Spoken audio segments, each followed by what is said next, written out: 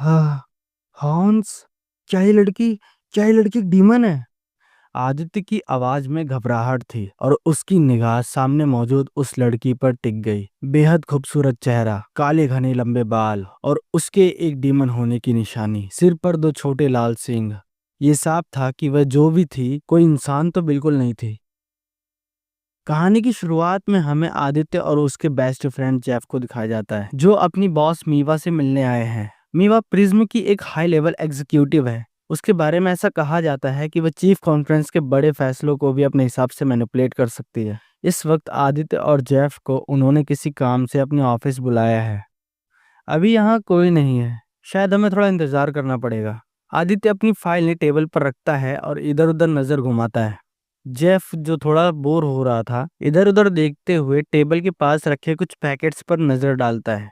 Jeff हल्के से कोहनी मारते हुए आदित्य से पूछने की कोशिश कर रहा है, हे आदित्य, क्या मैं इस टेबल पर पड़े थोड़े से स्नैक्स ले लूं? चलो, ले ही लेता हूँ। बोलते बोलते जेफ ने बिना आदित्य के किसी जवाब का इंतजार किए एक स्नैक्स उठा लिया और झट से कुछ कुकीज अपने मुंह में भर ली। तू पागल है क्या? ये मीवा का ऑफिस है, यहाँ कुछ भी उठाने की इजाजत नहीं है। जेफ मुंह में स्नैक्स दबाए हुए बड़े बेपरवाह अंदाज में खड़ा था। उसके गाल थोड़े फूल गए थे और वो धीरे धीरे चबाते हुए आदित्य की तरफ देखता है। जेफ, क्या तुम हमें मरवाना चाहते हो? कुछ देर के लिए बाहर चले जाओ प्लीज। अब इस सीन में मीवा का असिस्टेंट मीवा से बोल रहा होता है, मैम, स्टाफ के कुछ मेंबर्स आपसे मिलने आए हैं। मीवा की ठंडी और कंट्रोल्ड आवाज आती है, जो भी हैं उन्हें कहो कि मेरे कैबिन में इंतजार करें। कुछ टाइम बीतता है। मिस मीवा आती है। ठीक है, आप सभी कृपया हमें थोड़ी देर के लिए अकेला छोड़ दीजिए, मुझे आदित्य से अकेले में कुछ बात करनी है। मिस मीवा की ठंडी और कंट्रोल्ड आवाज आती है। वो वैसे तो ठंडे लहजे में बात करती है, लेकिन इस बार कुछ अलग था। उसकी आंखों में आदित्य के लिए कहीं ना कहीं हिचकिचाहट छुपी हुई थी, जैसे वो जानती हो, समझती हो, पर जताती नहीं। वही दूसरी ओर जेफ खिड़की के पास खड़ा अभी भी वही अजीब सा स्नैक्स खा रहा होता है। मिस मीवा बिल्कुल एक्सप्रेशनलेस लहजे में आदित्य की ओर देखते हुए, वैसे क्या मैं जान सकती हूँ कि तुम्हारा ये दोस्त डॉग फूड क्यों खा रहा है?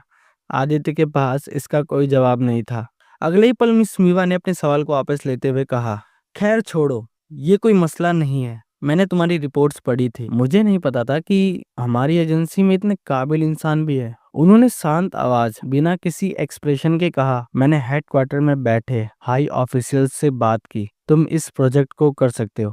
लेकिन वो थोड़ी देर रुकती है, जैसे किसी अनकहे डर को जुबा दे रही हो। अगर किसी भी परिस्थिति में कोई भी समस्या आती है तो प्रिज्म इसकी कोई भी जिम्मेदारी नहीं लेगा। प्रिज्म वही कंपनी है जहाँ पे ये दोनों गधे काम करते हैं, तो वहां की बात कर रही है मिस मीवा। अब आदित्य, मैं समझता हूँ। अब मिस मीवा की नजरें आदित्य पर टिकी हुई थी और एकदम सख्त आवाज में कहती हैं, तुम जानते हो हमारी कंपनी साइंस और टेक्नोलॉजी से जुड़ी छोटी कंपनियों को फंड और जरूरी सामान प्रोवाइड कराती है, लेकिन उनसे जुड़े खतरों और प्रोजेक्ट्स के अंदरूनी मामलों में हम दखल नहीं देते। और अगर ये प्रोजेक्ट फेल होता है या इसकी वजह से कोई गंभीर घटना घटती है तो इसकी पूरी जिम्मेदारी आपकी होगी। हम सिर्फ आपको कंपनी अकाउंट प्रोवाइड करा रहे हैं जिस पे फंड ट्रांसफर किया जा सके। अब सवाल यह है, क्या आप अभी भी इस काम को करने का जोखिम उठाने के लिए तैयार हैं? कमरे की खामोशी अचानक भारी हो जाती है। आदित्य, जो पहले से ही फैसला करके आया था, एक सेकंड रुकता है और सांस भरता है। हाँ, मैं तैयार हूँ। मीवा कुछ पल उसे वैसे ही देखती रहती है, जैसे उसकी आंखों से आदित्य के भीतर झांकने की कोशिश कर रही हो। ठीक है, तो ये सौदा पक्का हुआ। तुम्हें कल तक प्रोटोकॉल और रिसोर्सेज की पूरी लिस्ट मिल जाएगी। कॉन्ग्रेचुलेशंस आदित्य, मेरी शुभकामनाएं आपके साथ है। आदित्य तेज कदमों से कमरे के बाहर निकलता है। बाहर खड़ा जेफ अभी भी वही अजीब सा स्नैक्स खाते हुए उसका इंतजार कर रहा था। आदित्य, क्या कहा उन्होंने? सब ठीक है ना? जेफ ने पूछा। आदित्य एक पल के लिए रुकता है, फिर धीरे से बिना किसी एक्सप्रेशन के शांत आवाज में कहता है, जेफ, क्या तुम्हें पता भी है तुम इस वक्त तुम डॉग फूड खा रहे हो? जेफ के चेहरे पर अचानक से झटका सा पड़ता है। वो घबराकर पैकेट को घूरता है। जेफ हड़बड़ाते हुए, ऐसा भी तो हो सकता है कि ये डॉग फूड इंसानों के लिए बनाया गया हो। आदित्य थक हार कर एक लंबी सांस छोड़ता है। कुछ भी जेफ, सच में कुछ भी? अचानक जेफ की आंखें घूमने लगती हैं। उसके चेहरे का रंग उड़ने लगता है। जेफ लड़खड़ाते हुए, मुझे पता नहीं क्यों अच्छा नहीं लग रहा है। और ऐसा कहते हुए जेफ अगले ही पल बेहोश होकर गिर जाता है। क्या जोकर है यार ये आदमी।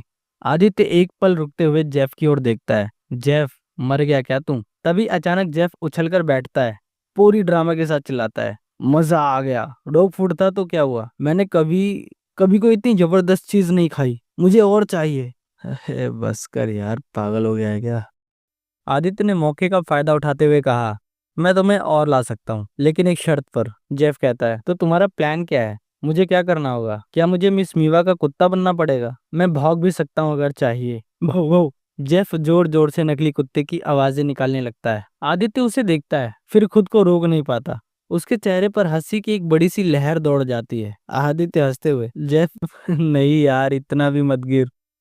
अब अगला सीन दिखाया जाता है उसका, जहाँ पर आदित्य एक लड़की से बात कर रहा होता है। ये लड़की उस फैसिलिटी में मौजूद एक असिस्टेंट है, जहाँ पर आदित्य अपने एक्सपेरिमेंट्स को कंडक्ट करेगा, जिसको नहीं पता है कि फैसिलिटी क्या होती है उनके लिए। अब ये लड़की कहती है, हम इस पूरी फैसिलिटी को खाली कर रहे हैं। ऐसा पहली बार हो रहा है कि किसी एक मिशन के लिए पूरी सुविधा को खाली करना पड़ रहा है। आपके पास इसके लिए लगभग 3 दिन का समय होगा। वैसे क्या ये किसी तरह का सीक्रेट मिशन है, जैसे फिल्मों में होता है? आदित्य बोलता है, जब तुमने कह ही दिया है कि ये एक सीक्रेट मिशन है, तो मैं तुम्हें इसके बारे में कैसे बता सकता हूँ। थोड़ी देर बाद, लो, हम पहुंच गए। यही है प्रीमेथियस टावर। ये रेडियो वेव ट्रांसमिशन में अब तक की सबसे आधुनिक तकनीक है, लेकिन जब इसे चलाया जाता है तो ये किसी छोटे शहर जितनी बिजली की खपत करता है। यहाँ पास में कुछ हिल स्टेशन है, इसलिए ध्यान रखना कि इसका उपयोग हर 19 घंटे में केवल एक बार किया जा सकता है। अब सारी बातें क्लियर थी। फाइनली वो टाइम आ गया था जब अब आदित्य अपने एक्सपेरिमेंट को कर सकता था। अब हमें दिखाया जाता है, इस वक्त आदित्य अपने कान में फोन लगाए जेफ से बात कर रहा था, जबकि कमरे के चारों ओर तारें बिखरी हुई थी। उसके हाथ मशीन में कुछ जरूरी सेटिंग कर रहे थे। तो तुम तैयार हो जेफ? आदित्य ने पूछा। दूसरी ओर जेफ, जो इस समय अलास्का के किसी बर्फीले क्षेत्र में खड़ा था, अपनी जगह पर हिलते हुए बोला, हाँ, मैं तैयार हूँ, लेकिन क्या तुम्हें नहीं लगता तुम्हें थोड़ी जल्दी करनी चाहिए? मैं यहाँ बर्फ से ढका जा रहा हूँ और तुम वहाँ आराम से कॉफी के मजे ले रहे हो। आदित्य हंसते हुए, तुम्हें तो पता ही है कि मुझे कॉफी कितनी पसंद है। जेफ ने अपने कपड़ों को झाड़ते हुए कहा, चलो ट्रांसमीटर को चालू करो। वैसे आखिर भेजू क्या? यहाँ बर्फ के अलावा और कुछ नहीं दिख रहा। आदित्य ने हल्के स्वर में कहा, बर्फ और क्या? वैसे भी मैंने कभी अलास्का की बर्फ से बनी कॉफी नहीं पी। चलो इसको भी ट्राई कर लेते हैं। मशीन स्टार्ट होती है।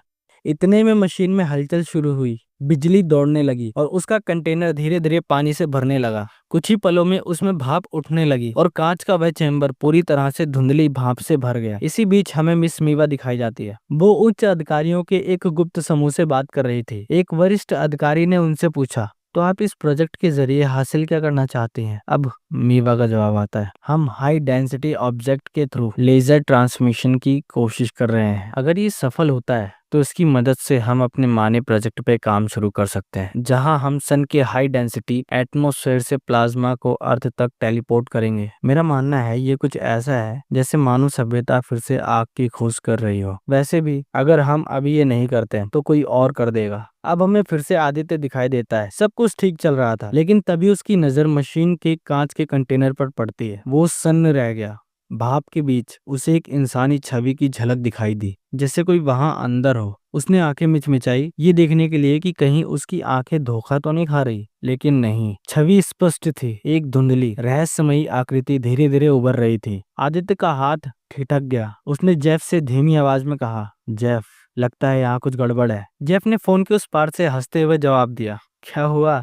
कॉफी में भूत देख लिया क्या? लेकिन अब आदित्य की आंखें कंटेनर पर टिकी हुई थी। उसके सामने कुछ ऐसा हो रहा था जिससे उसे अपनी आंखों पर विश्वास नहीं हो रहा था। खिड़कियों से धूप अंदर आ रही थी और पूरा कोर्ट शीशे की तरह चमक रहा था। चारों तरफ सन्नाटा पसरा था, सिवाय उस भयंकर धमाके के जो अचानक कंटेनर में हुआ। धमाके की गूंज से पूरा कमरा हिल गया। कांच के टुकड़े बिखरकर फर्श पर गिर गए और चारों ओर पानी फैल गया। पानी में गिरे आदित्य के फोन से एक आवाज गूंज रही थी, हेलो दोस्त, तुम ठीक तो हो?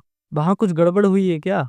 जवाब दो, मैं आ रहा हूँ। आदित्य, जो एक मशीन का सहारा लेकर जमीन पर बैठा था, घबराते हुए सामने की ओर देखता है। उसकी आंखें एक अजीब दृश्य पर टिक जाती है। एक बेहोश लड़की जो साधारण तो नहीं लग रही थी, ठीक आदित्य के सामने ही 1 मीटर की दूरी पर गिरी पड़ी थी। हाँ, हॉन्स।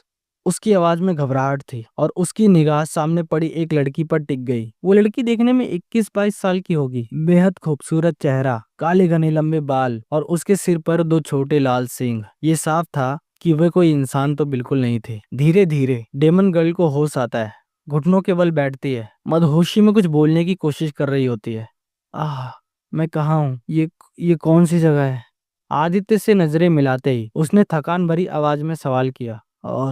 और तुम कौन हो? आदित्य थोड़ा घबराया, अपने हाथ पीछे करते हुए मानो अपने आप को बचाने की कोशिश कर रहा हो। आदित्य कहता है, मैं अ, मेरा नाम आदित्य है। इस वक्त तुम पृथ्वी पर हो, अर्थ। डीमन गर्ल की आंखों में हैरानी झलकती है।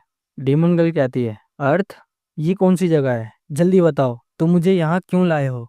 जल्दी बताओ, वरना तुम्हारे लिए ठीक नहीं होगा। आदित्य कांपते हुए उसको समझाने की कोशिश करता है। देखो, ज्यादा मत हिलो। तुम अभी अभी टेलीपोर्ट हुई हो, इसकी वजह से तुम्हारे शरीर पर कुछ बुरा असर हो रहा है। अचानक डीमन गर्ल अपने सिर पर हाथ रखती है। मेरा सर। वो खड़ी होने की कोशिश करती है, लेकिन उसका संतुलन बिगड़ जाता है और दर्द से कर्राती हुई जमीन पर गिर जाती है, जैसे कि उसके शरीर की सारी शक्ति छिन रही हो। आदित्य थोड़ी हिचकिचाहट के बावजूद उसके पास जाता है। वो अपने कोट को उसके ऊपर ओढ़ा देता है।